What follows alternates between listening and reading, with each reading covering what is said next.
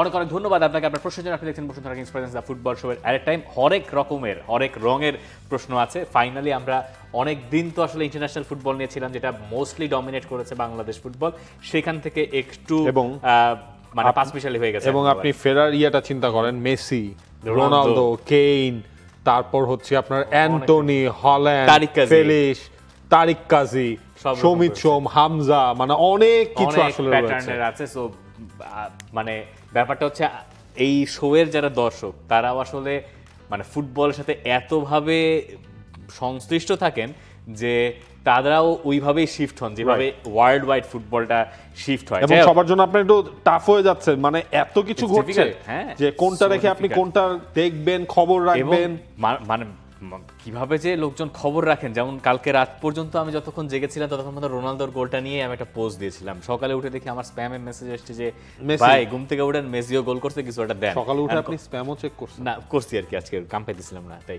Bashundhara tissue, অশুদ্ধতার বিরুদ্ধে এক বিন্দুও ছাড় নয়।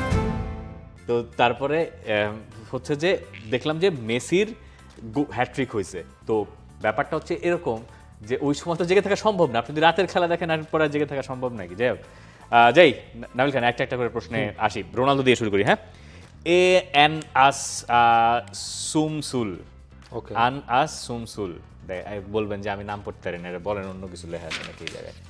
2 নম্বর নামটা আন আস সুমসুল, এটা কি আনাস শামসুল নাকি নাম? মানে হতে পারে। আচ্ছা ঠিক আছে। রোনালদোর পেনাল্টি মিস, তার 1 মিনিট পর লং রেঞ্জে গোল, কেমন লাগলো আপনাদের জানাবেন। আমার ধরেন পেনাল্টি মিস করা, লং রেঞ্জ গোল, এর থেকেও ভালো লেগেছে রোনালদোর সেলিব্রেশন, এবং হচ্ছে মানে জার্সি খোলা সেলিব্রেশন, এবং হচ্ছে এরপর আপনার ওই ভাইকিং ক্লাব, মানে আইশো স্পিডের সাথে, হ্যাঁ আইশো স্পিডের ওই যে বিটের সাথে সাথে পুরো দল নিয়ে ভাইকিং ক্লাব, এইটা আসলে ভালো লেগেছে। এক টাইপের এই কোশ্চেনটার সাথে অ্যাড করে নিলে আমরা মনে হয় একটু কথাবার্তা বলতে পারবো। মোহাম্মদ রাকিব শিকদার রায়হান, তার প্রশ্ন, that goal from Ronaldo magic or muscle memory, how does he keep pulling this off at the stage of his career? আমি বলি, এই গোলটা দেখার পরে আপনি যেটা বলেছেন আমি তার সাথে একমত যে রোনালদো এই ধরনের গোল করেন, কিন্তু অনেকদিন বাদে এইরকম গোল আমরা দেখলাম যেটা কাট করে ওইভাবে করে যে গোলটা, তার মিনিট খানেক আগে তিনি একটা পেনাল্টি মিস করছেন। ওই সময় তো লোকের আত্মবিশ্বাস কমে যাওয়ার কথা, কিন্তু দিস ইজ CR7। এবং শুধুমাত্র ওই গোলটা না, মানে গোলের পরের ওই উদযাপনে তার প্যাশনটা দেখবেন। আপনি ভাবতে পারেন যে ভদ্রলোকের বয়স 40, ভদ্রলোক এখন খেলছেন সৌদি আরবে, ভদ্রলোক তো ক্যারিয়ারের তার সেরা সময়টা ফেলে এসছেন, কিন্তু ভদ্রলোক এখনো কতখানি প্যাশনেট সেটা বোঝা গেছে তার ওই গোলের পরে আক্রোশে। এবং যে উদযাপনটা তিনি করেছেন জার্সি খুলে, সেটা দেখে যে কারো কাছে মনে হতে পারে যে এটা একটা অনেক বড় স্টেজের খেলা, কিন্তু তিনি যে সব কিছুকে একই নিক্তিতে মাপেন, এইটা হচ্ছে তার একটা প্রমাণ। ওই জার্সি খুলে উদযাপন করার সময় তিনি যে ঠায় দাঁড়িয়ে থাকলেন, মানে তাকিয়ে থাকলেন, সেটাতে তিনি একরকম নিজেকে জাহির করলেন। আমরা যে CR7 তার নামটা হয়েছে, তার পেছনে তো কোনো কারণ আছে, এবং তাকে লোকে যে পছন্দ করেন শুধুমাত্র ফুটবলিং কারণে না, এর বাইরে তার যে আত্মবিশ্বাস, এটা মানুষের জীবনকে, অনেকের জীবন আসলে পাল্টে দিয়েছে, বা সেই রকম ক্ষমতা রাখে তার মোটিভেশনাল স্টোরিগুলো, বা তিনি যেভাবে মোটিভেট করেন বা রাখেন। এখনো আপনার যেইভাবে ফুটবল নিয়ে কাজ করেন, ট্রেনিং করেন, নিজেকে রেডি রাখেন, যে তার বয়স হয়ে যায় নাই, এরকম একটা ভাবনা, এটা তো অনেকের আইডল। তো সেই রোনালদোর যে এতদিন পরে এইরকম একটা উদযাপন দেখা গেল, এইটা ক্লাসিক CR7 মোমেন্ট। এবং গোলটাও এরকম, এই গোলটা, এই ধরনের গোলটাকে আমরা করতে দেখতাম এককালে যখন তিনি ম্যানচেস্টার ইউনাইটেডের জার্সিতে খেলতেন। ওই আমলটা কেমন যেন তিনি ফেরত আনলেন। ভেতরে ওই ব্যাপারগুলো থাকে, ওই ব্যাপারগুলো বেরিয়ে আসে। মানুষের বয়স হয়, কিন্তু আপনি ছোটবেলায় যা শিখেছেন, ছোটবেলায় যা পারেন, সেগুলো আসলে আপনি কখনোই আড়াল করতে পারবেন না, সেগুলো একটা না একটা সময় বেরিয়ে দেখেন। মানে ওভারঅল তার যেই দর্শকদের সাথে বা ওই আল নাসের, সৌদির কালচার, এই সব কিছুর সাথে যে তিনি মিশে গেছেন এবং জিনিসগুলো তিনি যে এনজয় করেন, দেখেন তিনি হচ্ছে ওই ভাইকিং ক্লাব না করলেও পারতেন, হ্যাঁ না করলেও পারতেন, তিনি ধরেন ওই সেলিব্রেশনও না করলেও পারতেন, কিন্তু সেটা তার ভেতর থেকে আসছে, কারণ তিনি জিনিসগুলো ওই রিয়াল মাদ্রিদের রোনালদো, ম্যানচেস্টার ইউনাইটেডের রোনালদো, ওই সময় যে রোনালদোকে সবাই যেভাবে চেনে, বয়স হয়েছে ঠিকই, কিন্তু ওই রোনালদো যে এখনো আছেন সেটার প্রমাণটা আসলে তার মাঠ এবং মাঠের বাইরে সব ধরনের অ্যাক্টিভিটিস আপনি খুঁজে পাবেন। জার্সির রং রিয়াল মাদ্রিদের হোক অথবা ম্যানচেস্টার ইউনাইটেডের হোক, তার ডেডিকেশন লেভেল সেম। এইটা হচ্ছে শিক্ষণীয়। এবং আইশো স্পিডের জন্য এটা কত বড় যে তিনি আসলে বুঝতে পারছিলেন না যে ফুটবল ফ্যানরা কি করে ড্রামসটা বাজায়। একজন শিখিয়ে দিলেন। রোনালদো আবার নিচ থেকে বলছিলেন যে এইভাবে না এভাবে।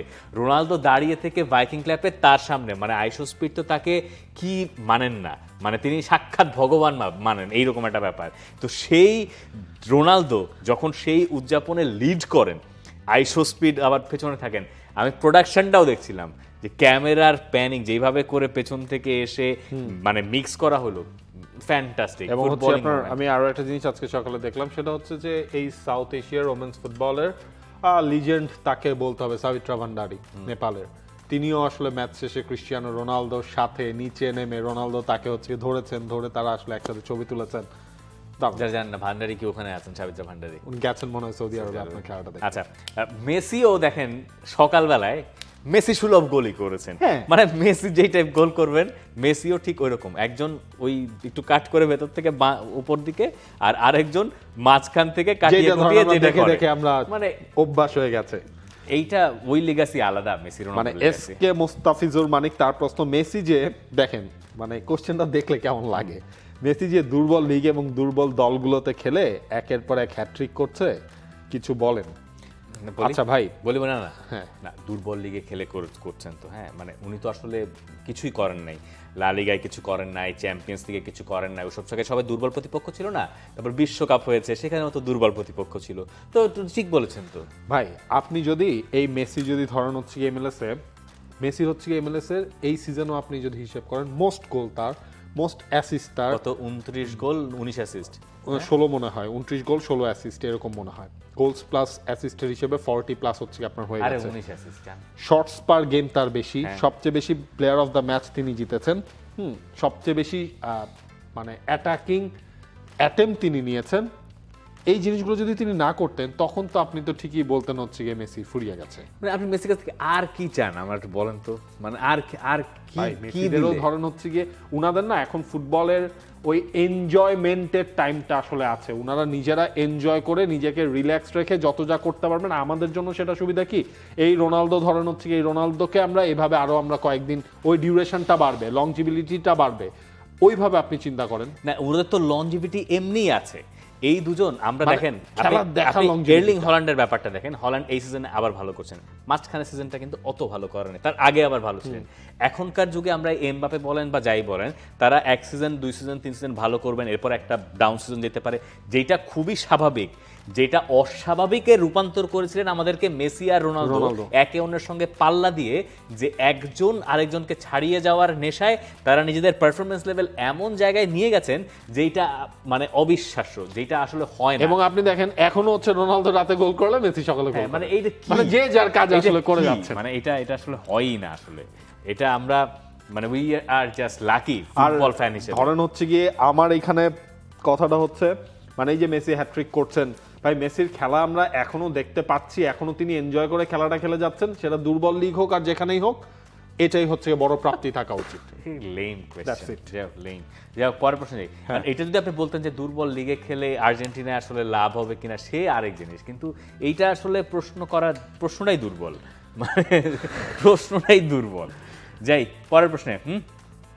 পরের প্রশ্ন হচ্ছে নটিংহ্যাম ফরেস্টকে নিয়ে। রোনালদো মেসির পার্ট তো গেলই। নটিংহ্যাম ফরেস্টের ব্যাপারটা হচ্ছে যে Nottingham forest Manchester is blue প্রশ্ন করেছেন, যে নটিংহ্যাম ফরেস্ট গত সিজনে প্রায় চ্যাম্পিয়ন্স লিগে জায়গা করেই নিচ্ছিল, সেই নটিংহ্যাম ফরেস্ট এই মৌসুমে রেলিগেশন জোনে আছে। তাদের এই বাজে পারফরমেন্সের কারণে তাদের ক্লাব মালিক কি প্রধান দায়ী নয়? অবশ্যই তাদের ক্লাব মালিকই দায়ী। দেখেন নটিংহ্যাম ফরেস্টের তো আপনার চেঞ্জের মধ্যে গেছে, প্লেয়ার যেমন তাদের চেঞ্জ হয়েছে, একই সাথে তারা কোচও কিন্তু সিজনের শুরুতে চেঞ্জ করলো। এত কিছু যখন মানে আপনার হুট করে, আর নটিংহ্যাম ফরেস্টের গতবারের পারফরমেন্স যেটা, তারা সেই দলটাও এবার ধরে রাখতে পারে নাই, ওই বিল্ড আপটাই আসলে হয় নাই। দেখেন এই যে মালিক নটিংহ্যাম ফরেস্টের ভদ্রলোক, মানে সব জায়গায় ডুবিয়েছে নটিংহ্যাম ফরেস্টকে। ওনার নামটা আমার বলতেই বা উচ্চারণে আমি এতদিনও সাবলীল হইতে পারি নাই, মারিনাকিস। হ্যাঁ, এখন এই ভদ্রলোক যখন সিট ছেড়ে চলে গেলেন, দেখছিলেন তো যে টেলিভিশনে ওই সিটটাই দেখাচ্ছিল যে সিট ফাঁকা হয়ে গেছে, ম্যাচের 20 মিনিট বাকি। উনার কারণে এই ক্লাবটা এমনভাবে ডুবছে এখন, বলতে পারেন যে সে খুব প্যাশনেট বা এরকম কিছু একটা, কিন্তু দেখেন আপনি যে যখন নুনো এসপিরিতো সান্তোকে স্যাক করলেন একেবারে ব্যক্তিগত রেষারেষিতে, হইতে পারে লাস্ট সিজনের পর আপনার নুনো এসপিরিতো সান্তোকে আপনি কেন কেন স্যাক করবেন, তাই না? মানে যে আপনাকে এই অভাবনীয় সাফল্য এনে দিলেন, এরপরে আপনি যে কোনো রকম কোনো ব্যাকগ্রাউন্ড স্টাডি ছাড়া কোচ নিয়ে আসছেন। আপনি এতদিন একটা কোচকে রেখেছেন যে ডিফেন্সিভ, এরপরে আপনি এমন একজন কোচকে রেখেছেন যিনি একেবারে ঠিক তার বিপরীত। তাকে আপনি সময় দিয়েছেন কতটুকু, ওই সময়টা ইন্টারন্যাশনাল ব্রেক পেয়েছিলেন, এই সময়টা ইন্টারন্যাশনাল ব্রেক পেয়েছেন, এরপর আপনি তাকে স্যাক করে দিন। হয়তো আনচপোস্টেকগ্লু একদিন স্যাক হতেন এই ক্লাবে, পোস্টেকোগ্লুর আসলে এই ক্লাবে যাওয়াই উচিত হয় নাই। যিনি ইউরোপা জিতলেন এই সিজনের শেষে, গত সিজনের শেষে, তিনি আসলে এই ক্লাবে তার যাওয়াটাই এইরকম দুঃসময় যাওয়া উচিত হয় নাই। এই নটিংহ্যাম ফরেস্ট যদি এবার রেলিগেটেড হয়ে যায় তাহলে আমি তো খুব একটা অবাক হব না। এখন কাকে দেবে? এখন শন ডাইচকে নিয়ে আসবে, এই ছাড়া তো আর উপায় নাই। এখন আমরা দেখছি মানচিনির ব্যাপারেও নাকি আলাপ আলোচনা হচ্ছে, মানচিনি নাকি ফিরতে পারেন নটিংহ্যাম মানচিনিও তো ফরেস্টে। ওই টাইপের লোক যে মালিকের সাথে বনিমনা না হইলে সে থাকবে না, যার ডিগনিটি আছে। নুনো এসপিরিতো সান্তোর ডিগনিটি আছে, যার ডিগনিটি আছে সেই সব জায়গায় থাকে নাকি? এবং মানে ট্রান্সফার মার্কেটেও তো আপনার একটা জাতা সিজন গেল। মালিকের অতিরিক্ত খবরদারি প্লেয়াররা খুব ভালোভাবে নেন না, আনলেস আপনি খেলাটা ওইভাবে ভালোভাবে বুঝেন বা কিছু একটা। যাই হোক, পরের প্রশ্ন যাই। নাইম রহমান তার প্রশ্ন, অ্যান্টনির এই পারফরমেন্স দিয়েও যদি ব্রাজিল দলে জায়গা না পায় তাহলে তার সাথে অন্যায় হবে কিনা? কার সাথে? অ্যান্টনির সাথে জায়গা তো পাচ্ছেন না। এবং অ্যান্টনির মানে এমন টাইমে তিনি জ্বলে উঠেছেন, ব্যাড লাক মানে ব্যাড টাইমিং, আমি এটা বলবো। মানে তিনি দল থেকে জায়গা হারালেন, এরপর যখন তিনি জ্বলে উঠলেন, আপনি ব্রাজিল দলে আসলে তাকে খেলাবেন কোথায়? মানে আনচেলত্তি হয়তো ওই জিনিসটা ভাববেন যে ওকে আমি খেলাবো কোথায়, আমার রড্রিগো, ভিনিসিয়াস, এস্তেভাও, আমার জায়গা কই, আমি মার্টিনেলিকে নিয়ে রাখছি, রিচার্লিসনরা আছেন, আমার অ্যাটাকিং থার্ডে তো আসলে অ্যান্টনিকে প্লেন্টি অফ অপশনসের অভাব নাই। ইনফ্যাক্ট এই যে নটিংহ্যাম ফরেস্টের এই গোল হয়েছে, কালকে প্রায় গোল করেই ফেলছে নটিংহ্যাম ফরেস্টের। হ্যাঁ, তো হয়তো তিনি স্ট্রাইকার না, কিন্তু ব্রাজিলের ফরওয়ার্ড লাইনে অপশনস আছে। অ্যান্টনিকে মানে আরও ভালো বোধহয় করতে হবে, মানে ওই নজরটা কাটতে হলে, কারণ এই রদ্রিগো ভিনিসিয়াসরাই তো আসলে আপনি দেখেন পেরে উঠছেন না। রড্রিগো, ভিনিসিয়াস, এস্তেভাও, আপনি এই তিনজনকে তো আপনি ইউজ করবেনই, করতে চাইবেন, হ্যাঁ, তাই না? এখন যেই ফর্মে আছেন, যা যা তারা করছেন, সুতরাং ওই জায়গায় আসলে অ্যান্টনির জন্য আরেকটু অপেক্ষা করতে হবে, অনেকগুলো অপশন ছাড়িয়ে দিতে হবে। যাই হোক, পরের প্রশ্ন। আচ্ছা, অনেকে আপনাকে জন্মদিনের শুভেচ্ছা জানিয়েছে, আমি সবগুলো নেই। আপনার আমাকে মানে আমার কাছেও এসছে ব্যক্তিগত কতগুলো আপনাকে জানানোর জন্য, আমি জানি না এটা সরাসরি আপনাকে জানানো যেত কিনা, এবং অ্যাট এ টাইমে ভরাও আপনার জন্মবার্ষিকী। থ্যাংক ইউ সবাই। আপনার জন্ম মানে বয়স কত হলো? 45 কাছাকাছি নাকি? 50 তো হয় নাই? মিড? আমার বয়স 21। আপনার মানে মিড লাইফ ক্রাইসিস কি শুরু হয় না এখন? না ভাই, আমি 21 বছর বয়সে বিয়ে করেছি, 20 বছর বয়সে বিয়ে করেছি, 21 বছর এখন আমার চলছে। হ্যাঁ, আমার এখনো মিড লাইফ ক্রাইসিস আসেনি। না, যাক, এই আসবে, কদিন তো হলো। আচ্ছা, পরের প্রশ্নে যাই। তুহিন 9x767, রিফাত ভাই, আমি আমাদের বাজারে ব্যবসা করি আর সময় মতো ফুটবল খেলাটা দেখি। আমাদের বাজারের অনেকেই আমার কাছে এসে খেলার নিউজ জেনে যায়। বেশিরভাগ দিন ঠিক আপনাদের শো যখন চলে তখনই আসে, তখন আপনাদের কথাগুলো শোনার জন্য বসে তখন আমরা একসাথে টিভিতে শোটা উপভোগ করি। আর নাবিল ভাইয়ের জন্মদিনে অনেক অনেক শুভেচ্ছা। মানে এরকম শুভেচ্ছা অনেকগুলো আছে, তার ভিতরে এটা একটা। তো এই যে আমি জানি না এখনো এই কথা সত্যি মিথ্যা আমি জানি না, তবে এখনো যদি আসলে দুপুর 12টা নাগাদ কোনো একটা বাজারে বসে দ্য ফুটবল শো দেখা হয়, আমরা কৃতজ্ঞ। মানে আপনাদের সবার প্রতি লোকের কাছে আমরা আসলে কৃতজ্ঞ। এর বাইরে আমাদের ধন্যবাদ জানানোর আসলে ভাষা নাই। আমরা ধরুন হচ্ছে গিয়ে মানে আমরা নিজেরাও দেখেছি যে ছোটবেলায় বাজার গিয়ে হতো, খেলা দেখা হতো, যখন খেলার টাইম চলতো খেলা দেখার মানে ওই কালচারটা এখনো আছে, এবং সেটা হচ্ছে গিয়ে সেটার সাথে আমরা রিলেটেড। আমি থ্যাঙ্কফুল এবং ধন্যবাদ দোয়া রাখবেন, এবং এই ভালোবাসার প্রতিদান যেন আসলে দেওয়া যায়। যেটা হচ্ছে যে আমাদের দেশের মানুষ আসলে ফুটবল খেলা কত ভালোবাসে এটা আমরা এখনো বুঝে উঠতে পারতেছি না। আমরা যেটা কবে বুঝবো আমি জানি না, কিন্তু আমাদের দেশের মানে সব জায়গায় এখন ফুটবলের মানে এটা শুধুমাত্র বাংলাদেশের ফুটবল না, এটা মানে ইউরোপিয়ান ফুটবল। যাই, পরের প্রশ্ন, বাংলাদেশের ফুটবলে আসি। হ্যাঁ, তারিক কাজের ইস্যুটা, সিয়াম তন্ময়, তার প্রশ্ন হচ্ছে, রিফাত ভাই তারিক কাজের ডিসিশনটা কেমন দেখছেন আপনারা? তৌসিফ সামিউলের প্রশ্ন, তারিক কাজের ঘটনাটা কি বাংলাদেশ ফুটবলের ক্লাব ফুটবলের জন্য ধাক্কা? কারণ বসুন্ধরা কিংসই সব দামি প্লেয়ারদের কিনে নেয়, সেখানে এটা কত বড় ধাক্কা? দেখেন, এক হচ্ছে গিয়ে তারিক কাজীর পার্সপেক্টিভ থেকে ডিসিশনটা আমি রং দেখছি না। বাংলাদেশে আপনার তারিক কাজীকে তো আমরা এমন না ন্যাশনাল টিম থেকে হারিয়ে ফেলেছি, এমন না। তারিক কাজী তো ন্যাশনাল টিমে আপনার খেলবে নেই। এখন যেভাবে হচ্ছে তারিক কাজী দেশের বাইরে চলে গেছেন, আমরা দেখলাম তার এজেন্সির কাছ থেকে ওই পোস্টটা এসেছে, তারিক কাজী এখন নিজের মতো করে ট্রেনিং করবেন। উইন্টার ট্রান্সফার উইন্ডোতে তিনি তার নতুন ক্লাবের সাথে তাকে দেওয়ার ব্যাপারে আসলে তারা কাজ করছে। তো এইটাতে ধরেন হচ্ছে আফসোসের একটা, তারিক কাজীকে আমরা ডোমেস্টিক লিগে দেখবো না। তারিক কাজীকে ইন্টারন্যাশনাল ব্রেকের সময় ইন্টারন্যাশনাল উইন্ডোতে তারিক কাজীর মতোই ন্যাশনাল টিমের সার্ভিসটা দিয়ে যাবেন।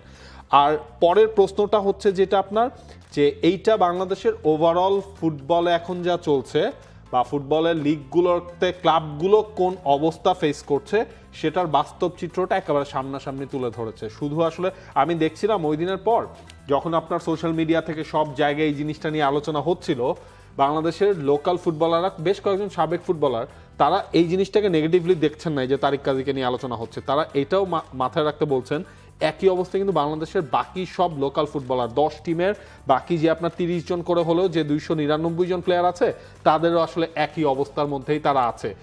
ওই একটা গত সিজন গেল, গত সিজনের থেকেও এই সিজন আসলে প্লেয়ারদের পেমেন্টের অবস্থা আরও খারাপ প্রত্যেকটা ক্লাবে। এটার কারণটা ব্যাখ্যা করতে গেলে কেন পেমেন্ট খারাপ এটা নিয়ে আসলে বিস্তর কথাবার্তা বলতে হবে। যেটা হচ্ছে ক্লাবগুলোর কোনো অর্থনৈতিক কাঠামো নাই এবং বাংলাদেশের এই পরিবর্তিত পরিস্থিতিতে এবং যেহেতু আপনার ক্লাবগুলো এই ফুটবল থেকে কোনো রেভিনিউ জেনারেট করতে পারছে না, সুতরাং কোনো কালেই পারতো না। হ্যাঁ, ক্লাবগুলো হচ্ছে আপনার এখন জিনিসটা গায়ে লাগছে ইন দ্য সেন্স কি, আপনি যারাই আছে তারা ধরেন অন্য জায়গা থেকে টাকা এনে ফুটবলের প্রতি লাভ হতে পারে, অন্য কোনো কারণে হতে পারে, তারা এখানে ফুটবলে ইনভেস্ট করে। যখন আপনার মেইন জায়গায় আপনার বিজনেস একটু ধরেন মন্দার দিকে যাবে, তখন কিন্তু আপনি এই জায়গায় সাপ্লাই তো মানে ঘটনাটা তাই হয়েছে যে বাংলাদেশের এই পরিবর্তিত পরিস্থিতিতে বাংলাদেশের ফুটবল ক্লাবগুলো অর্থনৈতিকভাবে ক্ষতিগ্রস্ত হয়েছে এবং এই ক্ষতিগ্রস্তটা হয়েছে মূলত আসলে ফুটবল দিয়ে না, তারা তাদের নিজেদের জায়গায় হয়তো ক্ষতিগ্রস্ত হয়েছে, যে কারণে তারা এখানে আলাদা করে ইনভেস্ট করতে পারছে না। এবং যেহেতু ইনভেস্ট করতে পারছে না, তাই হয়তো প্লেয়ারদের বেতনগুলো আসলে বাদ পড়ে গেছে।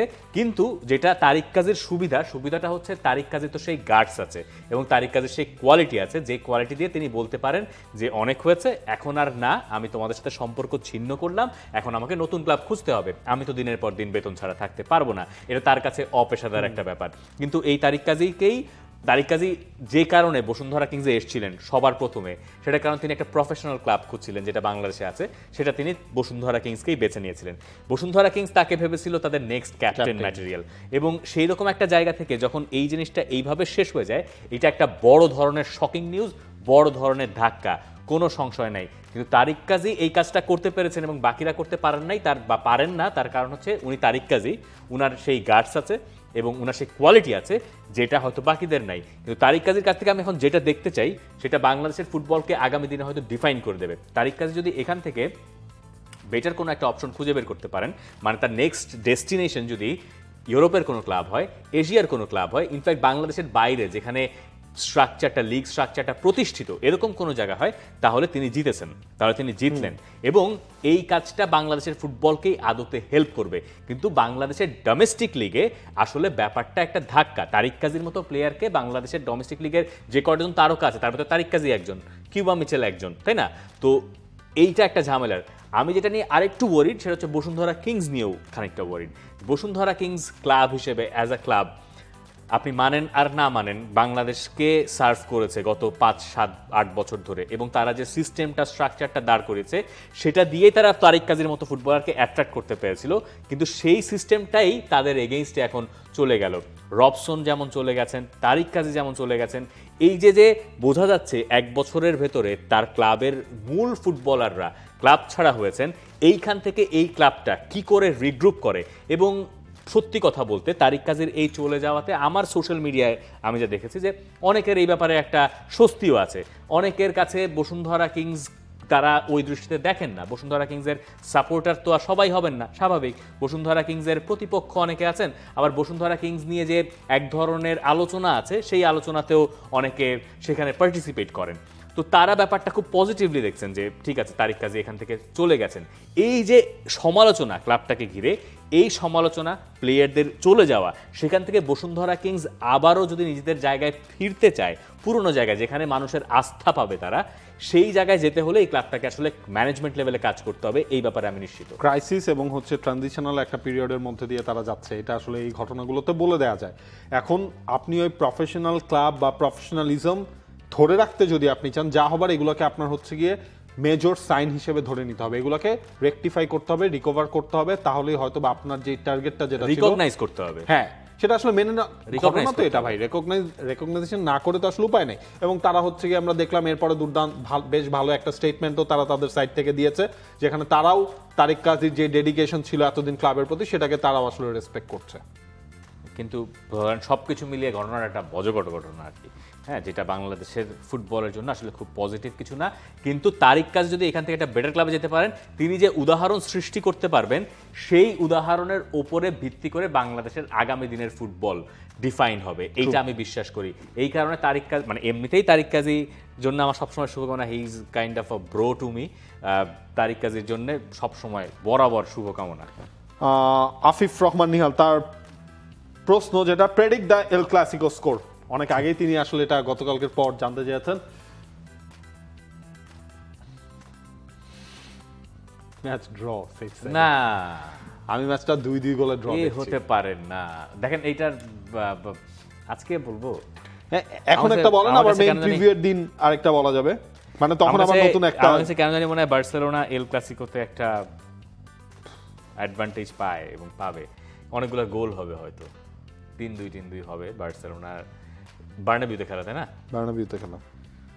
না, ভালো বলছেন, ড্র মন্দ বলেন নাই। শাবি আলোনসোর এই এল ক্লাসিকো কেমন হয় দেখা পড়ে। আমার কাছে মনে হয় যে বার্সেলোনা জিততে পারে, জেতার চান্স দেখি। মানে বার্সেলোনা এই টাইপ টিমের সাথে পারবে না, এই জিরোনা টিমের সাথে ঝামেলা হতে পারে, অফসাইডের ট্র্যাপে ধরা খাবে, এমবাপে আর আটকাইতে পারবে না, এমবাপে গোল দিয়েই দিবে। কিন্তু কেন জানি মনে হয় যে বার্সেলোনা একটা জেতার চান্স আছে, মনে হয়। 26 অক্টোবর, বেশি দিন নাই। আচ্ছা, পরের প্রশ্ন। হ্যাঁ, সেরিয়াতে রবিউল ইসলাম হিরণের প্রশ্ন, সেরিয়াতে নাপোলির প্রথম হারের স্বাদ দিল তোরিনো, বিষয়টি নিয়ে কিছু বলেন। গোল করেছেন সিমিওনে, সাবেক নাপোলি ফুটবলার, এবং জিওভানি সিমিওনে গোল করার পরে একটু কষ্টই পাইছেন যে সাবেক ক্লাবের এগেনস্টে গোল করেছেন। এই ম্যাচের সবচেয়ে ইন্টারেস্টিং ঘটনা ঘটেছে এক ম্যাচের একেবারে শেষ দিকে। নাপোলি ইকুয়ালাইজ করেছে, নোয়ালেং গোল করেছেন। গোল করার পরে তিনি দেখেছেন, সেলিব্রেশন করেছেন, জার্সি খুলে সেলিব্রেশন করতে করতে গ্যালারি পর্যন্ত গেছেন, কার্ড দেখেছেন। তা নিয়ে হয়তো খুব একটা আপত্তি থাকতো না, কিন্তু ভিআর দেখা গেল যে গোলটা বাতিল, কারণ তিনি অফসাইডে আছেন। কার্ড তো আর বাতিল হয় নাই, কিন্তু হিসাবে আসলে আমি একটু প্যাঁচ খেয়ে গেলাম যে কার্ডটা কি তাহলে হিসাবে বাতিল করা উচিত ছিল না?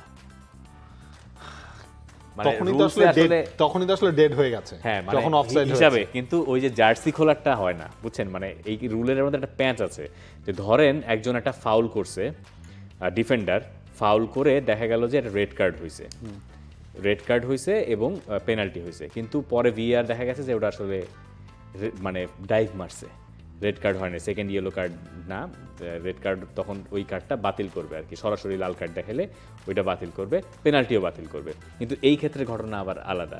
যেমন ধরেন ওই এরপর যদি একটা কেউ কারো ঘুষি মারতো, ভিআরে যদি ওই পেনাল্টি বাতিল হইতো, মানে ওই পেনাল্টির কনসিকুয়েন্স আছে, তখন ওই ঘুষির কারণে রেড কার্ড আবার বহাল থাকতো। এই কারণে জার্সি খোলাতে ওই কার্ড মানে বহাল আছে।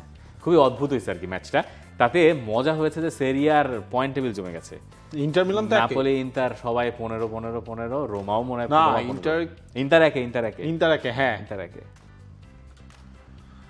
আচ্ছা, জাভেদ মিয়াজি তার প্রশ্ন, এবং আমার হাতে শেষ প্রশ্ন। Joao Felix has 12 goals and 2 assists this season. Is he underrated because of the Saudi league? Is he underrated? Bro, is he underrated? Isn't he মানে কি কইলেন এটা? আমি জানি না, দুঃখিত। আচ্ছা, মানে তাকে তো আরো বরং ওভাররেটেড সবাই এতদিন কাউন্ট করেছেন। তিনি কই খেলেন নাই, আতলেতিকো, বার্সেলোনা, চেলসি, সব বড় ক্লাবে খেলেছেন, সেখানে কাজ হয় নাই, তো উনি আর কি আন্ডাররেটেড হবেন? আর তার কি আপনার ধরেন এই দুর্দান্ত ফর্মের একটা টাইম যাচ্ছে, কিন্তু পর্তুগালেরও এখন আপনার যে স্কোয়াড, সেইখানেও ধরেন তার তো স্টার্ট করা হয় না, পরে নামবে। পরে নামবে এক্স্যাক্টলি, তাকে পরেও আসলে ইউজ করা হচ্ছে। আপনি হচ্ছে সেই জায়গায় ধরেন পেড্রো নেতৃত্বে এখন রেগুলার স্টার্ট করছেন পর্তুগালের হয়ে, কালকেও গোল সবকিছু করেছেন মিলিয়ে চেলসির একটা ব্যাড টাইম না, ধরেন আমি- ন্যাশনাল টিমের ক্ষেত্রেও তাকে ওইটা মেনেই নিতে হবে যে তার পরে নামতে হবে। আমি কোনোভাবে আন্ডাররেটেড মনে করি না, বরং আমি মনে করি ওভাররেটেড। আচ্ছা, পরের প্রশ্ন, আনোয়ার হোসেন। আনোয়ার হোসেন, এনজো মারেস্কার চিরকুট দেওয়া বিষয়টা কেমন লেগেছে? এনজো মারেস্কার চিরকুট দিয়েছেন, প্লেয়ারকে চেঞ্জ করে রিস জেমস মুজার এরপরেই গোল দিয়েছেন। গোল দিয়েছেন, একটা ফান। এইসব ঘটনা আসলে ঘটে। আর কারণ মারেস্কা আসলে ছিলেন না, মারেস্কা ছিলেন না, হ্যাঁ। ছিলেন না, ডাগ আউটেও ছিলেন না। আচ্ছা, শেষ প্রশ্ন আমার কাছে, Rahul Mallick. I am from India, Murshidabad, Rifat Masudda, IFA shield, Mohun Bagan versus east Bengal ম্যাচের রবসন ভার্সেস মিগেলের খেলা কেমন দেখলেন, অ্যান্ড ডার্বি নিয়ে কিছু একটা বলেন। ভাই প্রথমত ক্ষমা চেয়ে নিই, মোহনবাগান আর ইস্ট বেঙ্গল খেলা দেখার টাইম পাইনি, পরে হাইলাইট দেখছি, তো এটা দেখে আসলে কোনো কিছু মন্তব্য করা উচিত হবে না। পরের কিছু মন্তব্যও দেখেছি যেটাতে মানে টাই ব্রেকারে জিতেছে মোহনবাগান। তো অস্কার পর্যন্ত যেটা বলেছেন টেকনিক্যালি যেটা কারেক্ট, টেকনিক্যালি তো হচ্ছে কি আপনার ধরেন 90 মিনিট হিসেবে ম্যাচটা তো যখন টাই ব্রেকারে হারবেন, ওটা হারা হয় না, তখন ব্যাপারটা হয় যে কিন্তু যেটা হচ্ছে আপনি মানে ফুটবলার সবাই ওটাকেই হারা ধরে। না, ওইটাকে হারা ধরে। আপনি 2022 ওয়ার্ল্ড কাপের প্রেস ফাইনাল, কনফারেন্সে কি কোয়েশ্চেন এসে আমি জানি না, হ্যাঁ।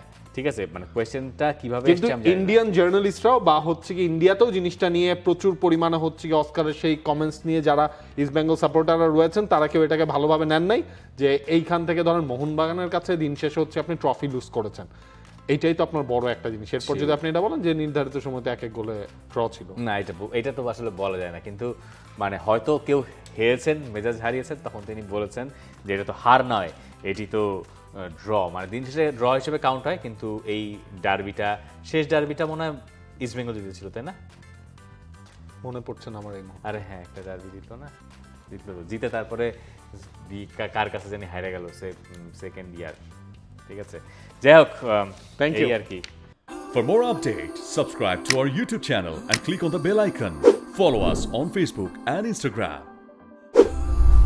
Download T-Sports app to enjoy exciting games and highlights.